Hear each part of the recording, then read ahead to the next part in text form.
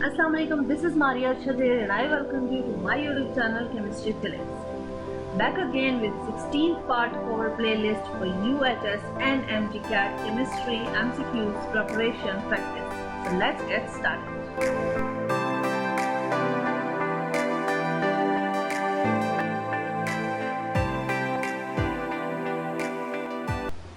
Question number 1 is phenol reacts with alkalis to form salt and this reaction is called. So as we know, phenol is acidic in nature. Phenol क्या होता है? Acidic in nature होता है. तो जब ये react करेगा किसी बेस के साथ, लेट्स सपोज कि जो हमारी अल्कली है वो है सोडियम हाइड्रोक्साइड.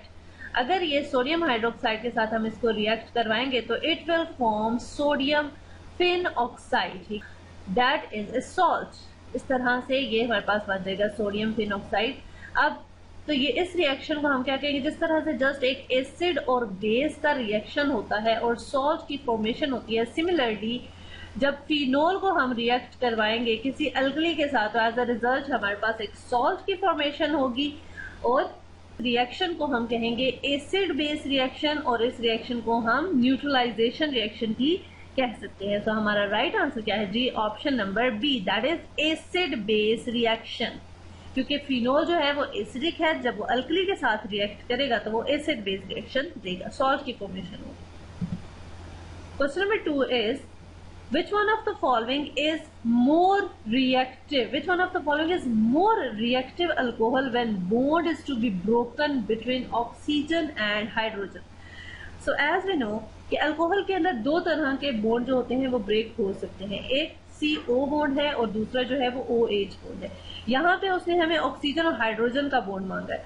तो अगर हम देखें कि जब अल्कोहल्स में OH बॉन्ड की ब्रेकेज होती है सो अल्क ऑक्साइड आयन बनता है, यानी कि कार्बो एनाइन की फॉर्मेशन होती है, दैट इज R&O नेगेटिव. तो एज वी नो कि अगर हम कार्बो एनाइन की बात करें तो जो मिथॉक्सी आयन है this is more stable then primary alkoxy ion and primary alkoxy ion is more stable than secondary alkoxy ion and it is more stable than tertiary alkoxy ion. So अब यहाँ पे हम देख रहे हैं कि अगर OH का बॉन्ड ब्रेक करे तो कौन सा ज्यादा रिएक्टिव है. So अगर OH का बॉन्ड ब्रेक किया जाए CH3O में, मिथानोल में, तो एज अ रिजल्ट हमारे पास क्या फॉर्म होता है? मिथॉक्सी अल्कोक्साइड आयन जो है वो प्रोड्यूस होता है, दैट इज मोर स्टेबल. सो हमारा राइट आंसर क्या है जी? ऑप्शन नंबर ए, बिकॉज इसका जो अल्कोक्साइड आयन बनता है वो ज्यादा स्टेबल है. सो दैट्स व्हाई हमारा राइट आंसर जो है वो है option number A. Question number 3 is according to Lewis concept ether behave as. तो एज वी नो के ईथर का स्ट्रक्चर किस तरह से होता है? ROR. ये होता है ईथर का स्ट्रक्चर. इसके ऊपर दो लोन पेयर होते हैं और as we know Lewis acid वो होता है विच एक्सेप्ट्स लोन पेयर और बेस वो होता है which donate lone pair. Lewis base कौन सी होती है? That donate lone pair. तो according to that as we know कि ऑक्सीजन के ऊपर हमारे पास दो लोन पेयर होते हैं, so it can easily donate lone pair. ये वाले जो लोन पेयर होते हैं वो डोनेट कर देता है. सो इस वजह से हम कह सकते हैं कि according to Lewis concept ether behave करता है एज ए लुईस बेस. तो हमारा राइट आंसर क्या है जी? Option number B, that is Lewis base. Question number 4 is which of the following statement is incorrect about physical properties of phenol. तो option number A is it forms stronger hydrogen bonding. तो उसमें hydrogen bonding तो phenol में होती है लेकिन stronger इतने नहीं होते. बेसिकली ये वाला जो ऑप्शन है ये भी इनकरेक्ट है क्योंकि उसमें हाइड्रोजन बॉन्डिंग तो होती है लेकिन स्ट्रॉन्गर नहीं होती, लेकिन इसमें हाइड्रोजन बॉन्डिंग होती है. अगर अगला ऑप्शन हम देखें तो it is also known as carbolic acid. ये वाला ऑप्शन भी ठीक है. It has higher boiling point than ethanol. तो ये भी ठीक है कि फिनोल जो होता है उसका जो बॉइलिंग पॉइंट होता है वो हायर होता है देन एथेनॉल. और उसके बाद ऑप्शन नंबर डी जो है that it is not caustic in nature. तो it is caustic in nature. जो फिनोल होता है it is highly toxic and caustic in nature. So ये वाला जो ऑप्शन है ये तो बिल्कुल ही रॉन्ग है। It is caustic in nature, ये वाला जो ऑप्शन नंबर ए है, दैट इसमें भी थोड़ी मिस्टेक है, because it forms a weaker hydrogen bond, not a stronger hydrogen bond, क्योंकि हाइड्रोजन के ऊपर जो लोन पेयर होता है वो रेजोनेट कर जाता है, जिसकी वजह से हाइड्रोजन को इजीली लूज कर देता है। So it forms a hydrogen, ये मतलब स्ट्रॉन्गर हाइड्रोजन बॉन्ड तो नहीं बनाता, लेकिन हाइड्रोजन बॉन्डिंग करता है, लेकिन it is not caustic in nature. ये वाला जो ऑप्शन है ये बिल्कुल ही गलत है। It is caustic in nature. So हमारा राइट आंसर क्या है जी? Option number D, this is our right answer. Question number 5 is a type of alcohol in which OH functional group is attached with such carbon atom which is further attached to 2 carbon atoms is called। तो ऐसा alcohol, जैसे कि हमें पता है कि अगर OH एक कार्बन के साथ लगा हो तो उसको हम कहते हैं प्राइमरी अल्कोहल। अगर OH जो है वो एक ऐसे कार्बन के साथ लगा हो which is further attached with 2, तो उसको हम कहते हैं सेकेंडरी अल्कोहल। इसको हम क्या कहेंगे जी? सेकेंडरी। ये वाला जो है दिस इज सेकेंडरी अल्कोहल। सो हमारा राइट आंसर क्या है जी? Option number B. अगर वो वाला कार्बन जिसके साथ OH अटैच है वो 3 डायरेक्टली अटैच हो 3 कार्बन के साथ, तो उसको हम कहते हैं टर्शरी। तो हमारा राइट आंसर इसमें क्या है? Secondary. Question number 6 is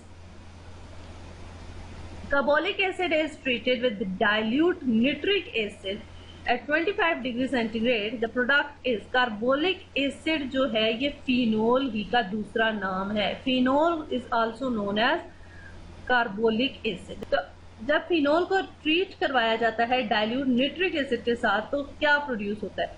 so अगर हम रिएक्शन देखें तो ये अगर हमारे पास है phenol that is carbolic acid, phenol जब रिएक्ट करता है डाइल्यूट निट्रिक एसिड के साथ 25 डिग्री सेंटीग्रेड, इसमें एज वी नो के जो OH ग्रुप होता है this is activator and is ortho para director. So ये क्या करेगा?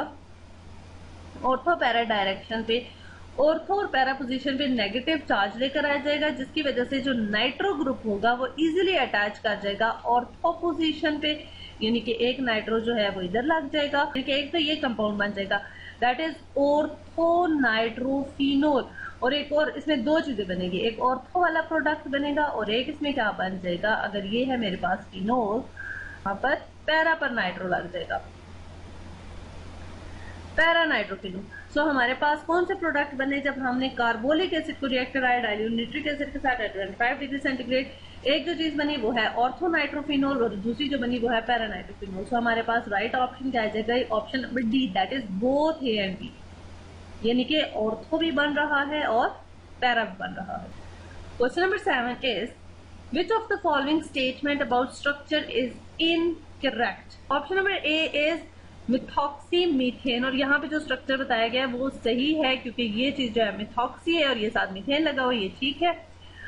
Next question number, option number B is methoxy ethane, तो ये पार्ट जो है this is methoxy and this is ethane, ये भी ठीक है। Option number C is ethoxy ethane, तो ये जो पार्ट है this is ethoxy and this is ethane, ये भी ठीक है।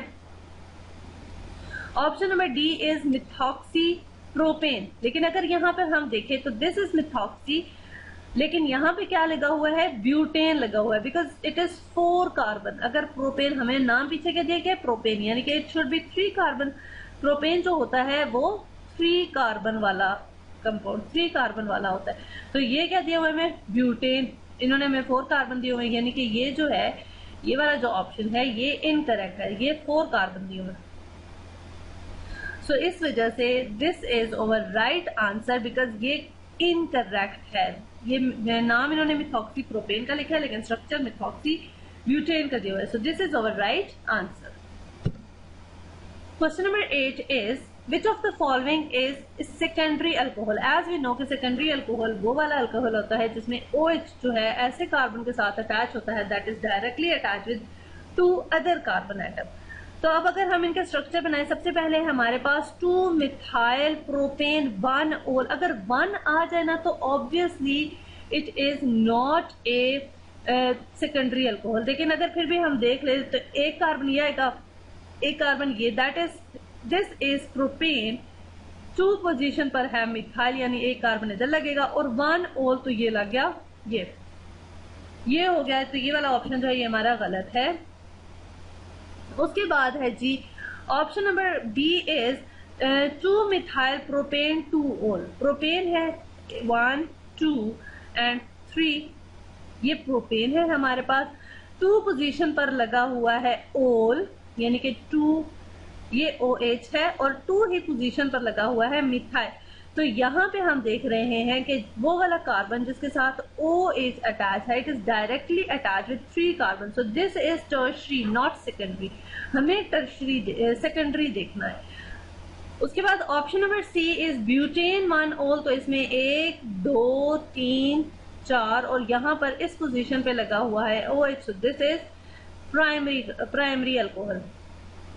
और जो डी ऑप्शन है दैट इज ब्यूटेन 2 ओल। तो यहाँ पे अगर हम देखें तो 1 2 3 और 4, this is butane and 2 position पर लगा हुआ है ओल।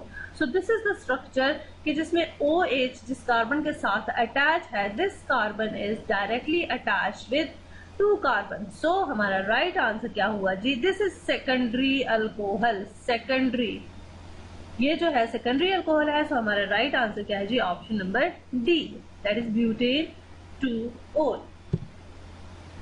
Question number 9 is which of the following alcohol is least reactive? कौन सा अल्कोहल लीस्ट रिएक्टिव होगा व्हेन CO बॉन्ड ब्रेक्स? अभी हमने पीछे बात की थी कि कौन सा मोस्ट रिएक्टिव होगा अगर OH बॉन्ड ब्रेक करे। तो अब यहाँ पे CO बॉन्ड ब्रेक कर रहा है और जैसे कि हमें पता है कि जब CO बॉन्ड ब्रेक करता है तो एज अ रिजल्ट कार्बोकैटाइन की फॉर्मेशन होती है। कहाँ पे? अगर CO बॉन्ड ब्रेक करे मींस RO बॉन्ड, यहाँ पे अगर हम अल्कोहल बना लें तो यहाँ से जब CO बॉन्ड ब्रेक करता है तो एज अ रिजल्ट हमारे पास किस चीज की फॉर्मेशन होती है? कार्बोकैटाइन की। एंड एज वी नो के tertiary carbocation is more stable then secondary carbocation and secondary is more stable than primary carbocation and this is more stable than methyl carbocation। तो यहाँ पे अगर हम इसके अकॉर्डिंग देखें, उन्होंने क्वेश्चन क्या पूछा? Which will be the least reactive. So इसमें अगर हम देखें according to that carbocation formation तो टर्शियरी अल्कोहल जो है वो तो मोस्ट रिएक्टिव होगा। क्यों? क्योंकि टर्शियरी अल्कोहल जैसे ही CO बॉन्ड ब्रेक करेगा तो उसका क्या बन जाएगा? Tertiary carbocation. वो जल्दी से CO बॉन्ड ब्रेक करके टर्शियरी कार्बोकैटाइन बना लेगा जो कि उसका ज्यादा स्टेबल है। तो इस वजह से जो टर्शियरी अल्कोहल है ज्यादा रिएक्टिव होगा। लेकिन जो मिथाइल का कार्बोकैटाइन है, अगर इस वाले अगर ऑप्शन ए को हम देखें, जब इसमें CO बॉन्ड ब्रेक करेगा it will form a methyl carbocation which is least reactive. So इस वजह से ये जल्दी से OH CO बॉन्ड जो है वो ब्रेक नहीं करेगा क्योंकि after the breakage of CO bond it will form the methyl carbocation which is least stable. So that's why this is methanol is least reactive when CO bond breaks. So this is our right answer. Question number 10 is all of the following are different names of methanol except। अब ये सारे जो है नाम है methanol के सिवाय किसके? तो मिथानोल का नाम, मिथाइल अल्कोहल जो है वो भी मिथानोल का एक नाम है और इसको कार्बिनोल भी कहा जाता है। और जो ऑप्शन बी है उसको वुड स्पिरिट, वो भी मिथानोल का नाम है। लेकिन जो ऑप्शन डी है that is grain alcohol, grain alcohol methyl alcohol को नहीं यानी कि मिथानोल को नहीं बल्कि इथानोल को एक नाम जो है वो है grain alcohol. Grain alcohol is another name for ethanol not for methanol. So हमारा राइट आंसर क्या है जी? Option number D. So this was all about today's MCQs. I hope so कि आप लोगों को clear हो गए होंगे। So give a big thumbs up to my video if you like it. Stay tuned. Subscribe to my channel. Thanks for watching.